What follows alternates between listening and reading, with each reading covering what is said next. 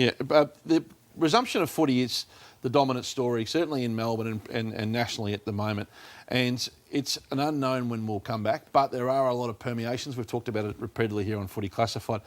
This is what the Chief Health Officer in Victoria, Brett Sutton, had to say today. He is the central figure in when and if footy is played.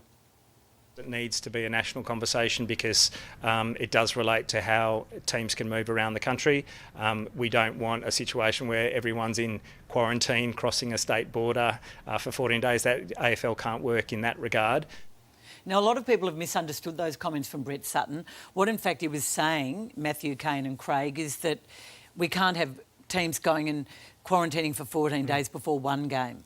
Gillon McLachlan spoke with Brett Sutton over the weekend. They had a long and fairly mutually supportive conversation.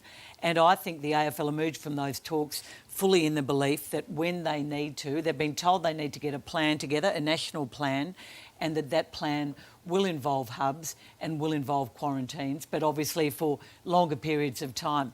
The MCG, Craig, is going to play, I now believe, a big part in this. So this has changed, this has shifted. Tell us the news that you've got that's breaking tonight. Well, Eddie Maguire has said it several times on Classified as well, that South Australia, WA and Tasmania are the favourites. We've also spoken about various parts of Queensland. I'm told that the Victorian government is involved in these conversations, as is the management of the MCG, who've been talking for the last few weeks with Gillon McLachlan with the hope that football will be allowed to be played here as early as July, Craig, and maybe earlier in other parts of the country. The MCG have put a plan together. They've told Gillon McLachlan they will be ready to play 5 to 6 games a week whenever the AFL give them the go-ahead. They're looking at double headers several times a week. They've got the October problems, though, with the World Cup, and they've got... No, they don't, because the World Cup, in the belief of most people now, cannot happen because of the cost and the issues of flying 12 countries to Australia, even if international cricket bodies fly in, say, India and England, because cricket is determined not to let footy to get a jump on them. It won't be a World Cup, and so there'll be no contracted necessity of games at the MCG. What I've also found out today... There's a twist in this. Cricket don't have a contract to play the Boxing Day test this year at the MCG. Well, that is extraordinary. That contract expired after the last cricket season.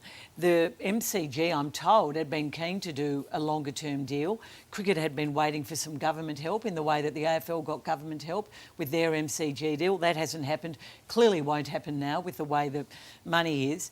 And I think cricket are now very keen to do a deal with the MCG. I think it will probably happen, but as we sit here tonight, there is no deal for cricket to play the Boxing Day test or, in fact, any one-dayers over the summer at the MCG. It would be against the spirit of Australian sport, though. I think, and Gill's even admitted as much, to seize on that. But, I mean, leaving aside the fact that we're not a cricket classified show for 1 minute. Cricket's in big trouble at the moment. For cricket to be in financial trouble as they seem to be on the back of the news today, and to have an Indian series in some sort of threat, you'd have to say, and then which is their cash cow, and then not to have a contract because they've been haggling on the MCG. It's a rough day. The MCG have also done modelling, and I know that it's unlikely, but Gillon McLachlan has not completely ruled out crowds coming back to the footy.